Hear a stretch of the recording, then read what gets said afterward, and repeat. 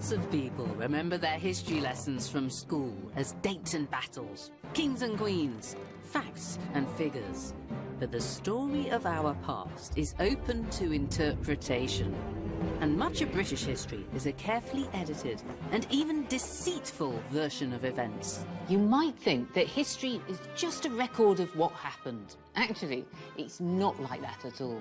As soon as you do a little digging, you discover that it's more like a tapestry of different stories woven together by whoever was in power at the time. In this series, I'm going to debunk some of the biggest fibs in British history.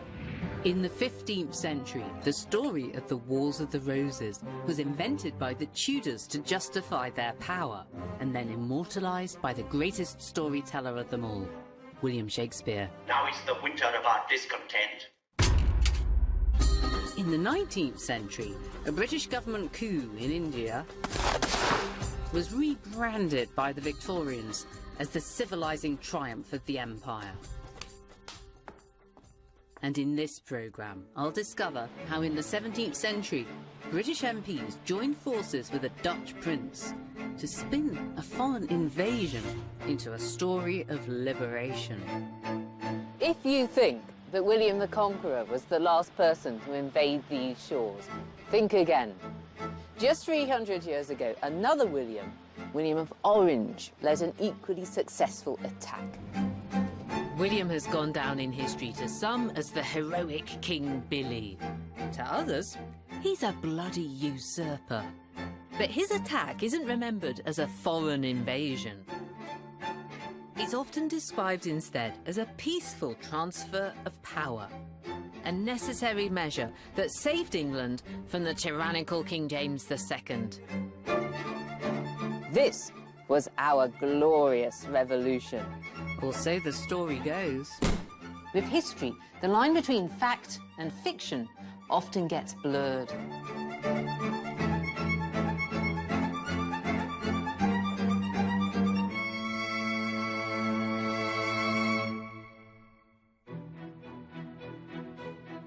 In the 17th century, the English civil wars between royalists and republicans tore the country apart, and Charles I was beheaded.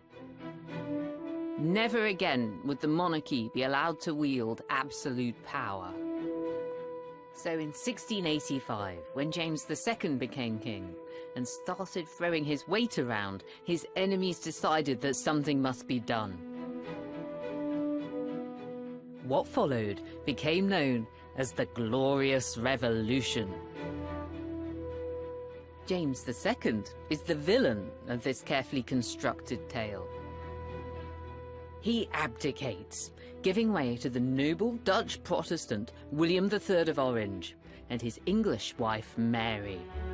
In this swift and glorious transfer of power, the golden couple put an end to the absolute power of the monarchy. They banish Catholicism and restore order and liberty to our nation. And all without a drop of English blood being spilt. For many people, James II was a good old-fashioned tyrant, harking back to the bad old days of Charles I. But the biggest problem with James was the fact that he was a Catholic king in a country that was largely Protestant. In England, at least, a Catholic monarch was associated with absolutism. He believed in the divine right to rule and to ride roughshod over his subjects. James didn't do much to play down this tyrannical image. When a rebellion rose up against him, he executed 250 of the participants. And when 7 Anglican bishops dared to challenge his pro-Catholic policies, he threw them into the Tower of London. James's enemies wanted a Protestant monarch who respected the powers of Parliament. So James was a Catholic. He appointed his fellow Catholics to high office, that caused annoyance, and worst of all, he married a Catholic, Mary of Modena. This meant that any children, any heirs that they might have, would be Catholics too. But for James's Protestant enemies, there was a glimmer of hope. James hadn't produced a Catholic heir. He only had his 2 daughters, both Protestant, from his first marriage. And his new wife, Mary, had lost 8 children as a result of miscarriages, stillbirths, and deaths in infancy. If James's wife, Mary, proved unable to give him a baby boy, and time was ticking on, she wasn't getting any younger, then James's line would stutter to a stop. This Catholic part of the royal family would simply die out.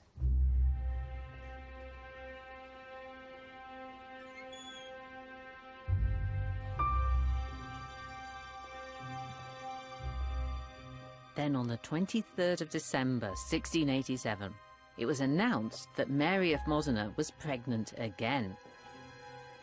As each month passed, it looked ever more likely that she might give birth to a healthy baby. The Protestants thought that something had to be done. Were they going to rise up against James and have a civil war? No. Instead, they waged a war of words. The bedchamber became a battlefield. With the horrors of the English civil wars still within living memory, regicide was out of the question. Any regime change would need to be legally justified. So James's enemies began to spin a yarn. As Mary's pregnancy progressed, people put it about that it was a fake or perhaps a fantasy. Even James's grown-up daughters, the Protestant princesses, Mary and Anne, got in on the act here. They spread gossip that nobody had felt the baby quickening, and here's the clincher, nobody had seen any milk. But on the 10th of June 1688, Mary of Modena defied the doubters and gave birth to a healthy baby boy. Now, you might think that the birth would have put an end to the debate, but in fact, it intensified it, because some people said that the real baby had died and that an imposter had been smuggled into the Queen's bed in a warming pan.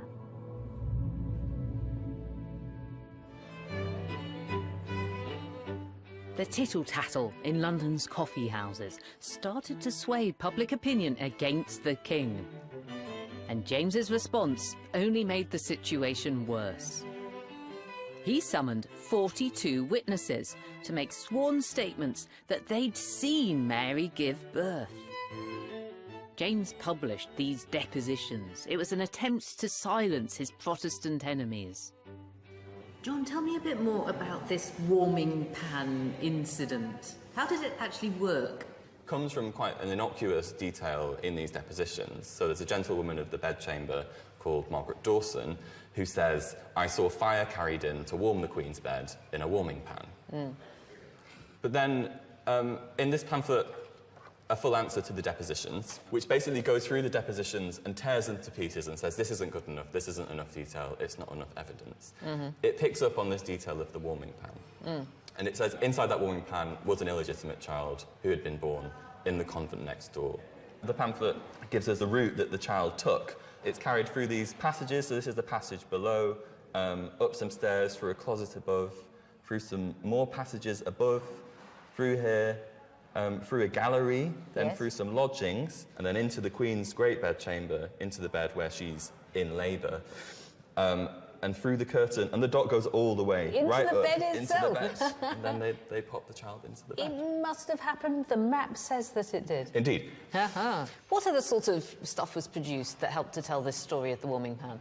What we have here is a pair of images, the first of which is celebrating the prince's birth. So you have Mary of Modena here, with her hand in the Prince of Wales's crib. The Prince of Wales here is looking very splendid. He has some flowers in his hair, and it's a kind of... Hurrah, we've got a lovely little baby boy. Exactly. Isn't that lovely?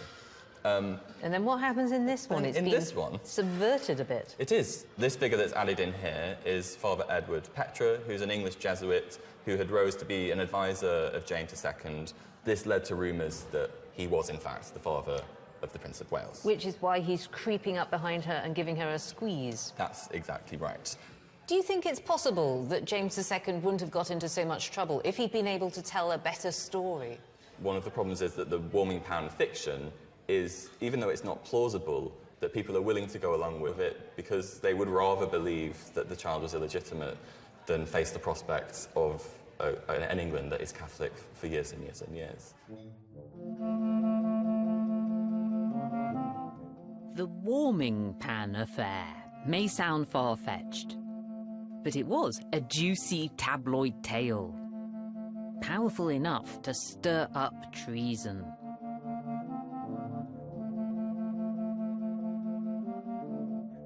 James's right to rule was increasingly being questioned, and James's enemies had now won the public support they needed to remove the anointed king.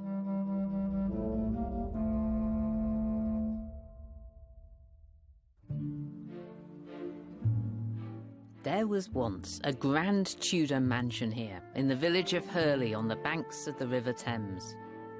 It was called Lady Place.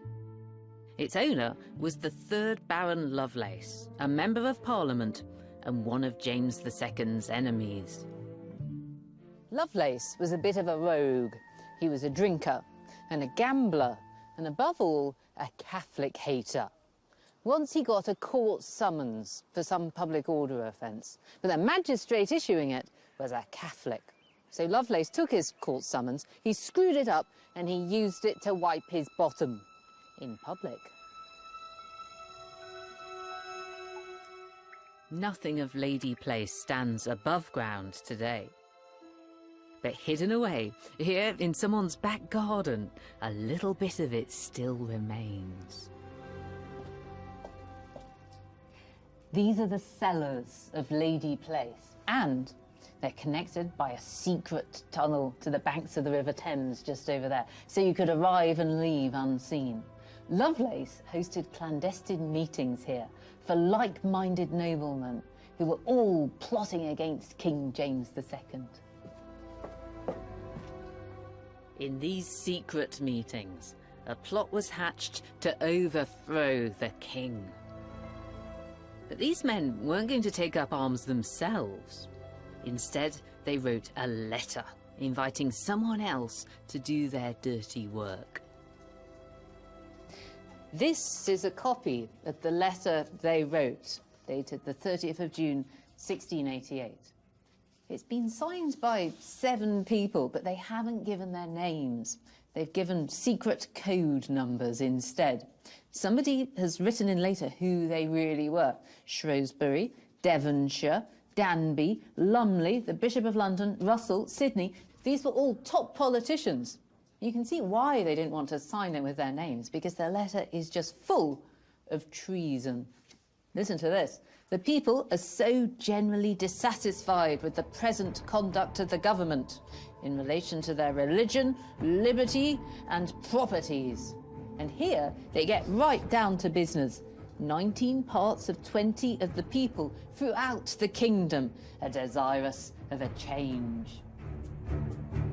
Playing on anti-Catholic sentiments, this letter tells the tale of a country in peril, a country that needed to be saved. It was addressed to a Protestant prince from the Netherlands, William of Orange. It even talks about William landing in England, and it says that the people will venture forth to meet him when he does this. The message is pretty clear. It is, William, Prince of Orange, please invade us. In the unfolding drama of the Glorious Revolution, this wouldn't be described as treason. It was the letter of invitation, a plea from a beleaguered nation in a time of need. If William accepted, he would be presented as the answer to England's prayers. This is William's palace, Het Loo in the Netherlands, from where he reigned as stadtholder, which is almost like a constitutional king. And it's pretty clear why William was the conspirators' ideal candidate to take the English throne. William was James II's nephew, but more importantly, his wife really was a Stuart. She was James's own daughter, Mary. In England, Ireland and Scotland, these royal Stuart credentials might help make the coup look more like a legitimate succession. If William, and indeed Mary, could be placed on the English throne, then this needn't be seen as a coup at all, just as an orderly transition from father to daughter. And these two had excellent credentials as monarchs in waiting because they were both Protestant. James's enemies had chosen well. But William of Orange had even more to gain from going along with their plan. William was playing an even longer game than simply becoming King of Britain, and this is why the invitation was so attractive to him. If he were to invade and get the crown, then he'd be toppling a Catholic king. Good thing. More importantly, though, he'd be getting more power to move against an even more dangerous Catholic threat nearer home, Louis XIV, the Sun King of France. Louis XIV was the most absolute of absolute monarchs, and his armies were a constant threat to the Dutch Republic. William was determined to protect Protestant Northern Europe against Louis. The rivalry between the two men was played out in a game of garden design. Here, William ordered fountains, even bigger and better than those at Louis's own opulent palace, Versailles. But for evidence of William's more enlightened style of monarchy, you have to go into his bedroom. In the 17th century, the state bedroom wasn't a private place. This is where the sovereign received important guests. What would you say is the most significant difference between Louis XIV's bedroom at Versailles and William's bedroom here? I think it's the absence of a balustrade, just where we stand here, to divide the room into two parts. And in France, people had to make a bow in front of the balustrade, even if the king was absent. But William III is more, you know, more open to the public, more open-minded perhaps, and more open to the parliament. Maybe that's the difference. So we got Louis, the absolute monarch, with his get-out, stay-away balustrade, but William, not as a Democrat, but as a more friendly Republican, he says, come on in. I believe so. A friendly king. Exactly. But William wasn't going to beat Louis with one-upmanship in the bedroom. He needed Protestant allies to crush Louis in battle. Getting his hands on the British Navy would give William the edge he needed. And now he had an open invitation to walk right in and take it. So this is William's private closet, yes? A room for secrets. Exactly. It's the most intimate space you can imagine. It's very small, but very elaborate. And it's his office, more or less. Yes, it's his office. He works here at this very spot. Am I right to imagine William III sitting here, reading his letter of invitation and drawing up his plan for the invasion of Britain? Oh, it's so tempting. Yes, I want to believe it was at that low that he made plans for his invasion. It all took place here. So this is a really significant room in the whole of British history. It is.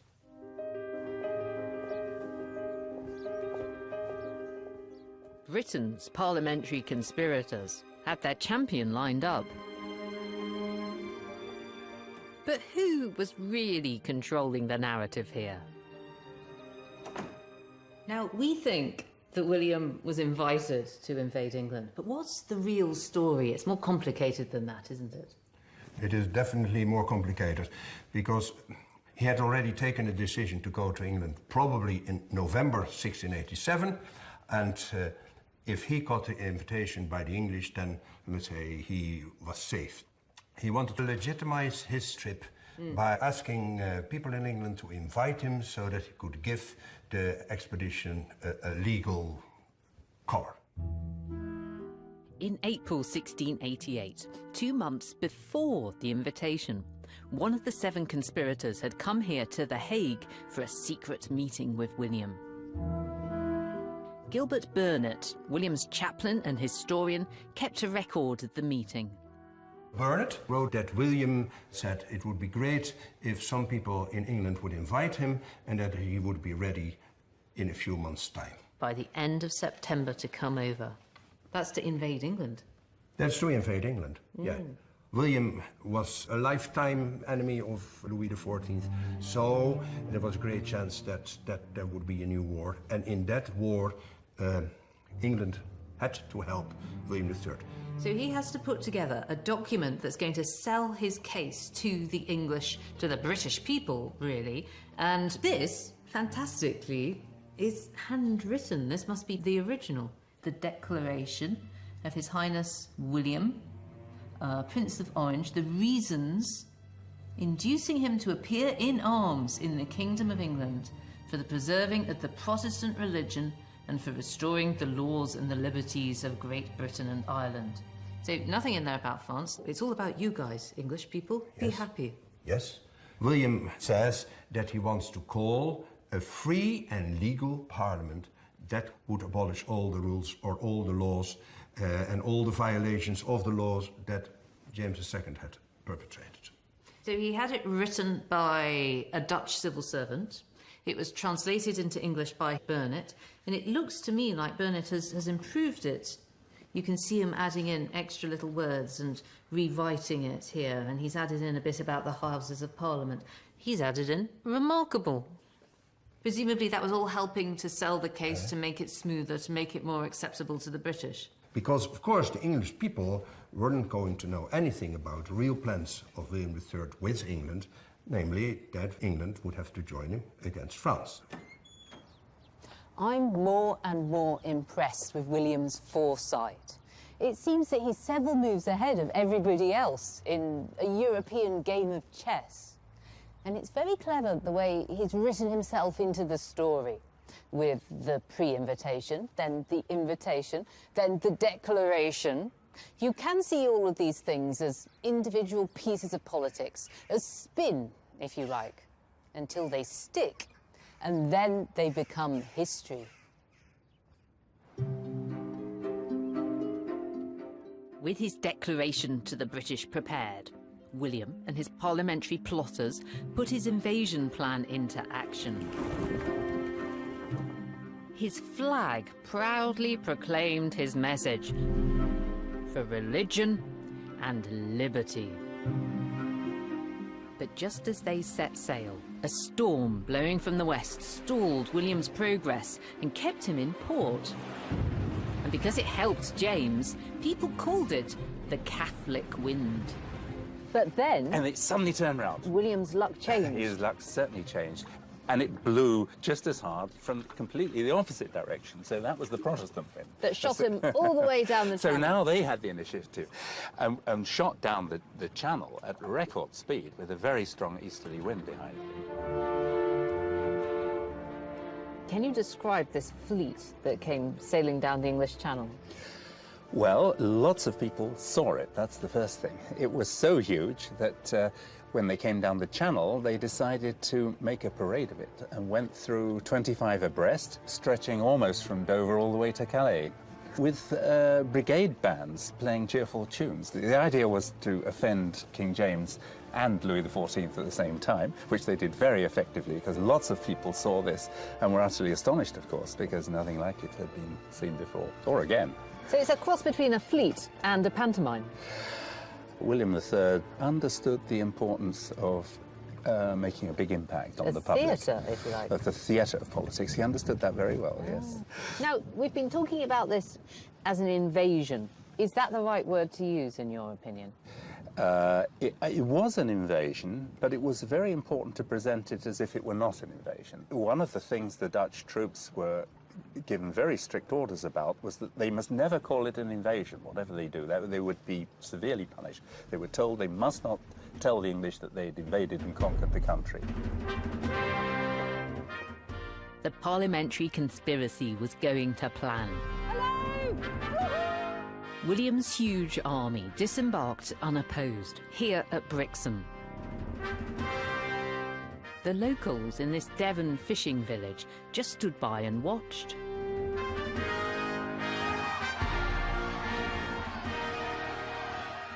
One Dutch observer reported that all along the roadside, the men, the women and the children were waving out, "God bless, 100 good wishes to you." Well, he was Dutch. He would say that, wouldn't he? William really had left nothing to chance. Amongst all these supplies coming off the ships at Brixham, the spare boots, the pickled herrings, the horses, there was one more vital weapon of war. It was a printing press. Before setting sail, William printed his version of events, 60,000 copies of the Declaration, an early example of printed propaganda. And as soon as he landed, he started printing even more. William was carpet bombing England with his manifesto. His declaration was everywhere, listing his reasons inducing him to appear in arms in the Kingdom of England. He's not keeping a low profile, is he?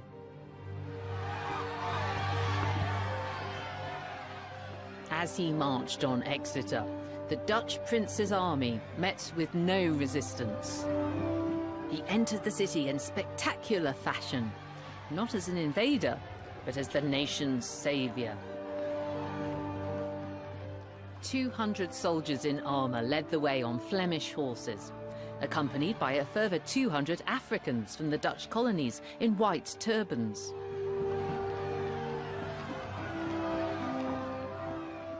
William himself was dressed in gleaming armour, a white plume blowing in the wind. He was riding a white horse. His banner bore the words, "God and the Protestant religion."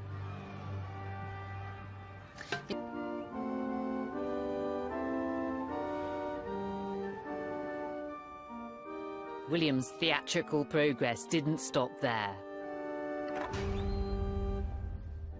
In Exeter Cathedral, he ordered his chaplain to preach from the text of his declaration, with its theme of a free parliament. The securing to the whole nation the free enjoyment of all their laws, rights and liberties under a just and legal government. He also gave religious assurances. The preservation of the Protestant religion, the covering of all men from persecution of their consciences. The chaplain then led the congregation in the Te Deum, a hymn in which the people asked God to save them, to lift them up, and most importantly, to govern them.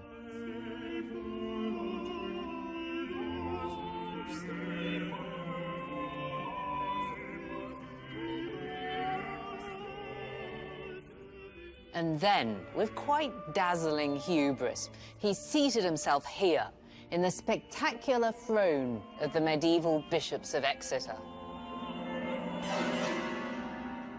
He wasn't king yet, but with his propaganda and his pageantry and his sense of purpose, he was halfway there.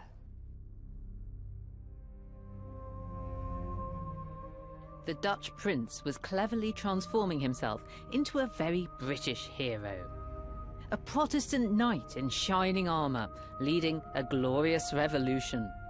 Not an invader, not a usurper, but a liberator. James was in trouble. And as he prepared for battle to put an end to William's story of triumph, disaster struck. James had a nosebleed and retreated from the battlefield. The conspirators said that the nosebleed was a sign of weakness. And when James fled England, they announced that the king had abdicated. The fleeing James had gone into exile in Louis XIV's Catholic France. To his enemies, this confirmed where his true loyalties had been all along. There was now a constitutional power vacuum. For William to fill James's royal shoes, he and the parliamentary conspirators would have to keep promoting their agenda. William's glorious progress had to be turned into a plausible new chapter in British history. Mary's Stuart lineage now came into play. She and William were offered a joint monarchy. They'd rule together. This had never happened before, and it hasn't happened since. But this special arrangement allowed a story that was really about conspiracy and intrigue to be transformed into the tale of an orderly succession. On the day William and Mary formally accepted the joint crown, they had a declaration read aloud to them. It defined the limits of their power, as well as the duties and responsibilities they owed to Parliament. That declaration was enshrined in law as the Bill of Rights. It set down Protestant superiority in law and banned Catholics from ever taking the throne. It enshrined certain civil liberties, and it ordered that no law should be imposed without parliamentary approval. Most of all, it formalised a narrative that backed up William and Mary's claim to the throne. The Bill of Rights gave the conspirators the constrained monarchy they wanted. It strikes me that this bill was a very finely judged piece of sort of political magic. Is that correct? I think that the main thing that it was intended to try to sort of persuade people of was that this was not an invasion, but it was rather a legitimate coronation. So in the first part of the document, it's an attempt on the part of the political nation to wriggle out of a slightly sticky situation. That's to say, they've got to characterize James as a tyrant and as therefore illegitimate, which makes the revolution legitimate. Having written James and any future Catholic threat out of the picture, the Bill of Rights now declared William and Mary's legitimate right to rule. So that's part one, and then part two is the future, is it? That's right, yes. So part two is the Declaration of Rights proper. It is, if you like, that bit that might be seen as an expression of enlightened ideas, an assertion of the liberty of the people and of the sovereignty of Parliament. So, for example, they say there that the king may not raise taxation without the consent of Parliament, that there has to be free elections, that there has to be freedom of speech in Parliament. The transition from a monarchy with absolute power to a monarchy in service to Parliament was almost complete. The Bill of Rights began what we now call our constitutional monarchy. It's the foundation stone of parliamentary democracy. The Bill of Rights was a winner's charter. It was written by and for the supporters of the new regime. It legitimised the joint monarchy of William and Mary, but it also gave more power to Parliament. Much more power. So much that you could call it a revolution. And if you happen to be a Protestant parliamentarian, then you might even think that it was all rather glorious. The events of 1688 now had a suitably grand title. The conspirators were determined to find the perfect words for this glorious and historic episode. Best of all, the coup had gone like clockwork, so they could describe it as a peaceful transition. A bloodless revolution.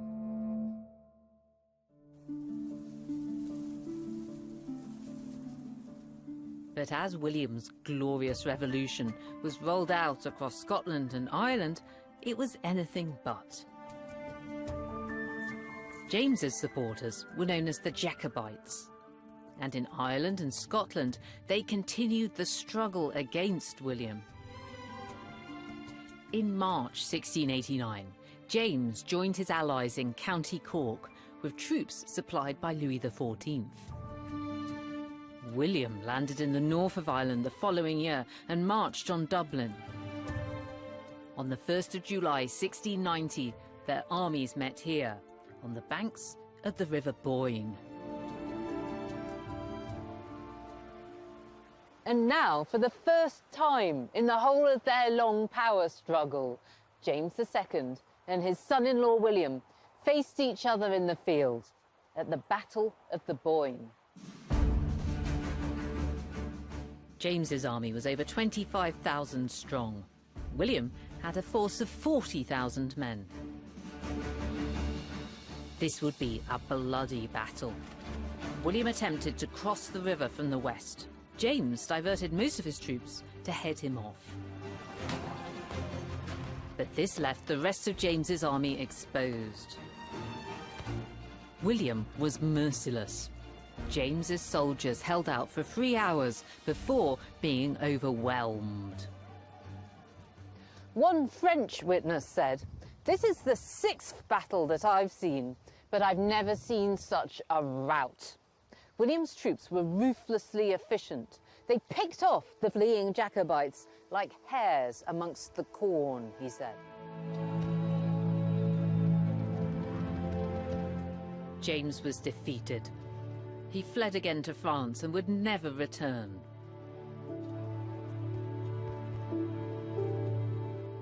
But the fighting continued, and William sanctioned even bloodier slaughter elsewhere. A year after the Boyne, William's men met Jacobite forces at Aughrim in County Galway on the 12th of July 1691. It was carnage. The Jacobites suffered losses of 7,000, William's side only 700. In the aftermath of the battle, one observer reported seeing Irish soldiers with mutilated limbs, asking for the sword as a remedy. Meanwhile, others, he said, spewed forth their breath mixed with blood and threats. There was so much blood that it flowed over the ground, and you could hardly take a step without slipping in it. This battle marked the end of Jacobite resistance in Ireland. William would be later reinvented as a Protestant hero, King Billy. For jubilant Protestants, Aughrim went down in history as the single most celebrated battle. So why has the Battle of the Boyne lived longest in the national memory of Ireland? It happened because of a funny kind of a mix-up. People had always celebrated or commemorated the Battle of Aughrim on its anniversary, the 12th of July, until 1752, when the calendar changed to bring Britain into line with Europe. Roughly 10 days got lost to British history. But people had got used to the idea of celebrating on the 12th of July. It's just that under the new system, the battle whose anniversary was closest to that date wasn't Aughrim, it was the Battle of the Boyne. And that's why the Boyne has ended up on the fridge magnet. The Battle of the Boyne still has an almost sacred significance for Irish Protestants. King Billy had secured the future of their religion. For them, his status as a national hero and saviour remains intact to this day. Jacobite uprisings against the Glorious Revolution in Scotland were also brutally crushed. In 1692, William's men in Scotland ordered the notorious Glencoe massacre. It was punishment for the Clan MacDonald's delay in signing an oath of allegiance to William and Mary. 38 were murdered, and another 40 women and children died of exposure after their homes were torched. But despite brutality and bloodshed in Scotland and Ireland, the narrative of the Glorious Revolution held fast in England. For William and the English Parliament, of course this was a glorious revolution. Because despite the rebellions and the bloodshed, they'd won. And if you win a conflict, you get to pick its name. As Britain left behind the turmoil of the 17th century, the Glorious Revolution took its place in the history books. For Parliament and the Crown, the ends had justified the means. An absolutist king had been replaced with a constitutional monarchy, and it was now time to celebrate the architects of this sensible revolution. In the 18th century, those 7 people who'd written the letter inviting William of Orange to come over started to be glorified as heroes. In 1773, the historian John Dalrymple came up with a name for them. I love this name. It makes them sound like an action film. They were called the Immortal Seven. And the cellars of Lady Place, where the plotters had met, became a site of pilgrimage. The conspirator Lovelace had brought William himself down here after his coronation to see the hallowed place where it all began. And successive kings would visit it as it became a shrine to the glorious revolution. And this inscription that marks the fact that the revolution of 1688 was begun here. This was a bit of brazen myth-making, but it chimes perfectly with the national mood.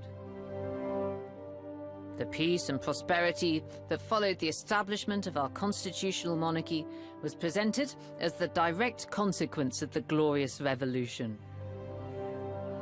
And in the late 18th century, that point of view was given an extra boost by events across the Channel.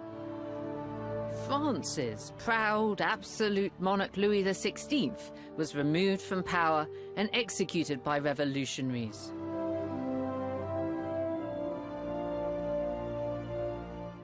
The violence and terror of the French Revolution sent shockwaves around Europe.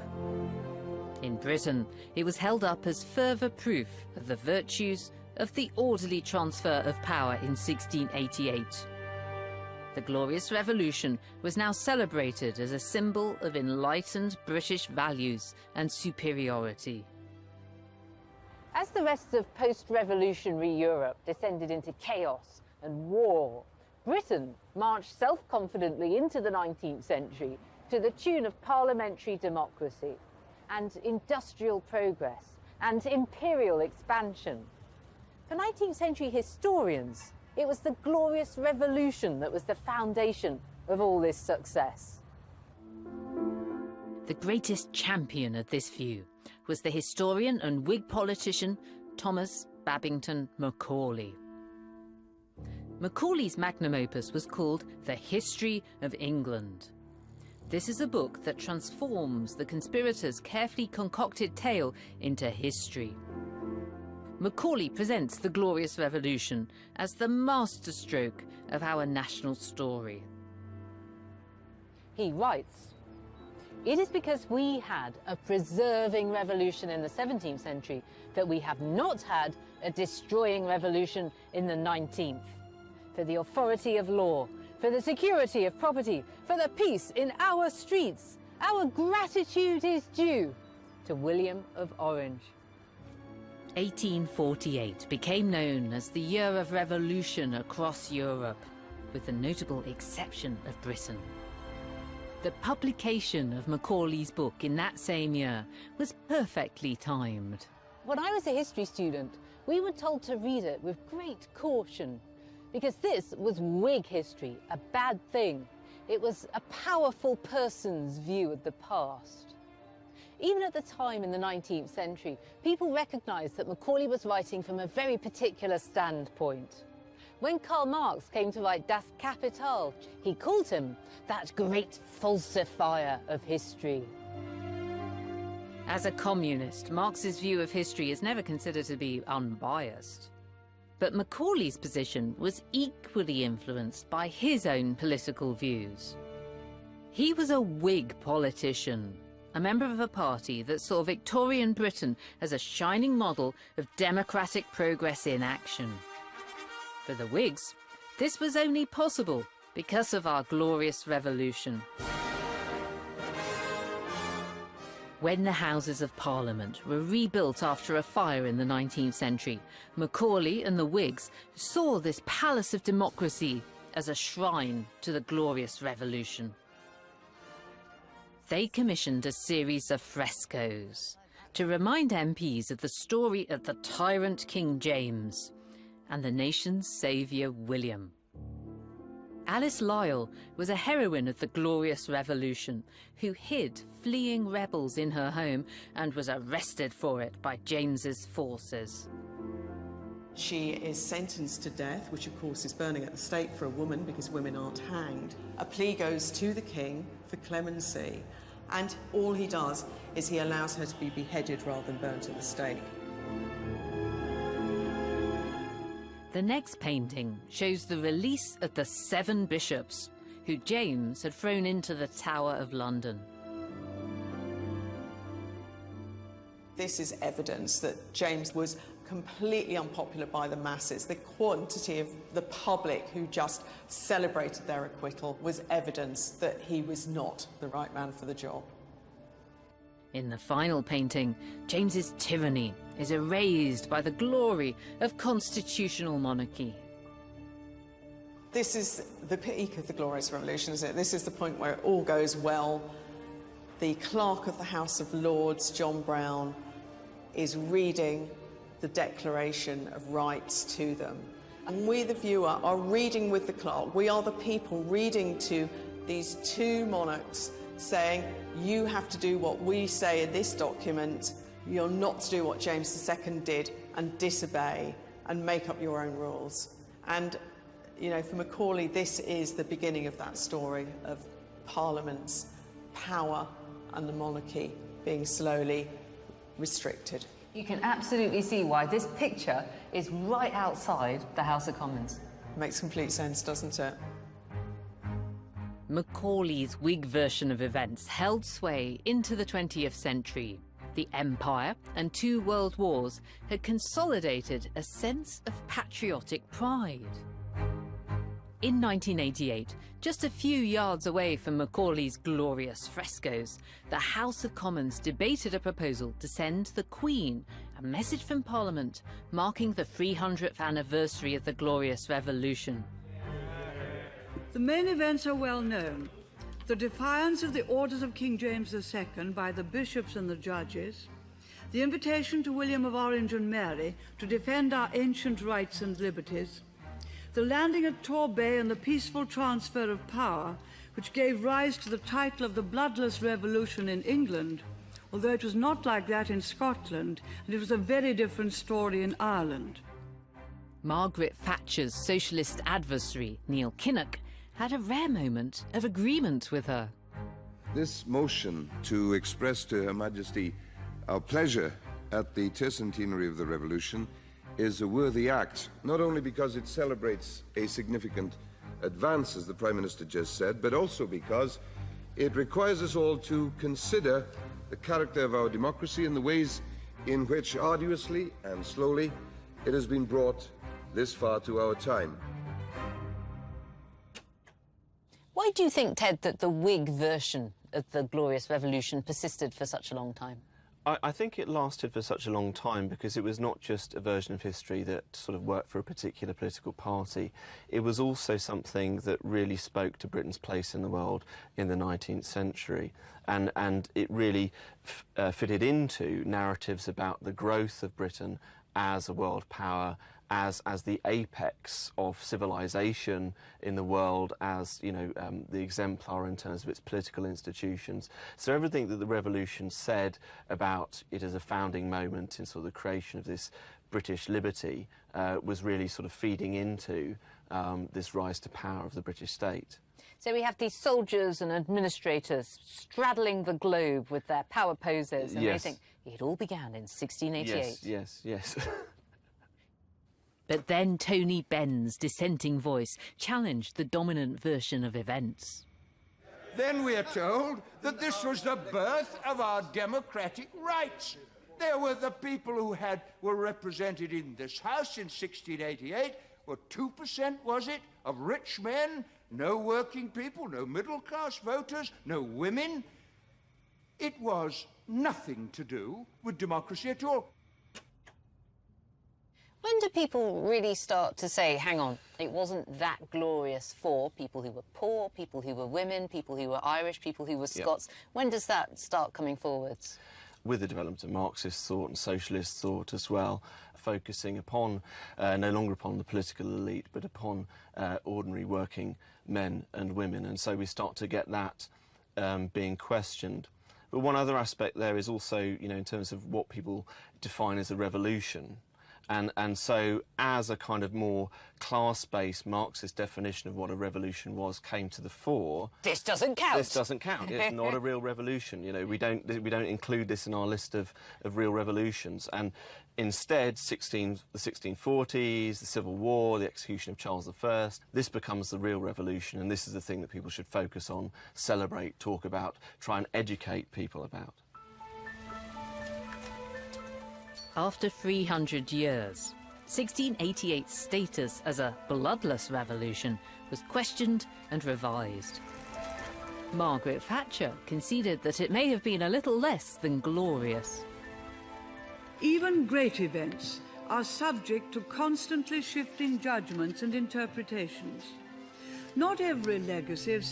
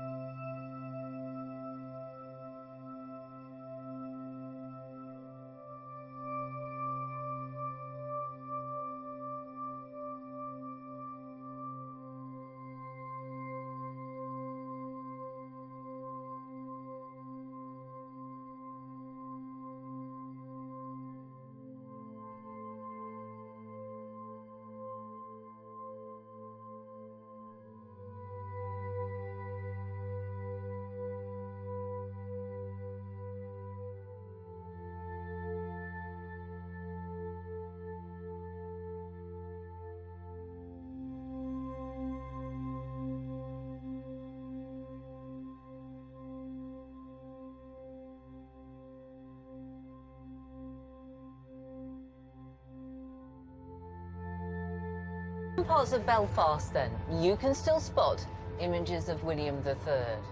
He's part of the fabric of the city, riding about on his white horse in his 17th century wig and coat. He looks a bit incongruous in this urban environment. He's a long way away from the palaces and battlefields where he really lived. In Protestant Northern Ireland, everybody knows him by a different name, King Billy. We're taking it here to show you one of the older style murals. Prince of Orange. Prince of Orange. Ooh. I see King Billy's on his white horse. And it is significant because the first mural or painting, wall painting of Billy was in East Belfast back in 1904, and he was painted on a white horse. His horse was never white. His horse was brown. A white horse would have made him a very easy target. The horse is white because it looks glorious, a white stallion. And you can always see it looks like it's walking on water. So that portrays him as like a god-type figure. So, Peter, who is King Billy in the minds of all of his supporters? Well, in certain areas in the city, if God sits here, Billy sits about 3.5 inches above him. So that's how important he is. Yeah. What do Catholics think about King Billy? Would you like me to be honest? When I grew up, Billy was just a hate figure. A hate figure? He was a hate figure because, well, his army defeated the Catholic army. Yeah. The celebration, the Orange Men, July 12th, the bonfires, most Irish Catholics see it as the parades rubbing their nose in orange dog poop a couple of thousand times a year. Yeah. So for one side he's history and culture and identity, and the other side he is seen as a villain. The troubles that scarred Britain and Ireland throughout the 20th century are a vivid reminder that there's never one definitive version of history, and that the past is always interpreted through the eyes of the present. In 1998, the people of Northern Ireland voted for change. Yes, 71.12%. The Good Friday Agreement came into force, and tensions finally began to ease. But 1688 still has a powerful place in Irish culture. In 2007, a Jacobite musket from the Battle of the Boyne made a rare public appearance. On a joint visit to the site of the Battle of the Boyne, Northern Ireland First Minister Ian Paisley and the Irish Prime Minister Bertie Ahern shared a photo opportunity with it. The gun became an unlikely prop in the peace process. 8 years later, the musket came up for auction here in Belfast. This deadly-looking thing was made at the Tower of London in 1685 for James II's army, hence the J2R on the side of it there. It was used by a dragoon, almost certainly at the Battle of the Boyne. A dragoon is a soldier who gets off his horse to fight, and he fires his carbine. This is a sort of short musket. As he does so, flames come out of the end of it, which look like the tongue of a dragon, which is why he's called a dragoon, and which explains the lovely little picture of a dragon on the side down here. At the auction, the gun was sold for a hefty £20,000 to an anonymous telephone bidder. Later it came out who this had been. It was the Museum of Orange Heritage. This Jacobite gun was bought by the very people against whom it had originally been fired. The museum was adding a new chapter to the tale of the Revolution. Exhibiting this Jacobite artifact in an orange institution can be seen as an attempt to bring the two opposing sides of history back together. The established account of William's glorious revolution, created in the 17th century and reinforced by later history makers, has cast a long shadow in Ireland. But now, some light is shining in. Instead of reverberating to the roar of cannon fire, the charge of men, the shot of musket, or the clash of sword steel, today we have tranquility of still water, where we can contemplate the past and look forward to the future. Invitation or invasion? Liberator or usurper? Triumph or treason? The story of the Glorious Revolution is still being written. One of the biggest fibs in British history.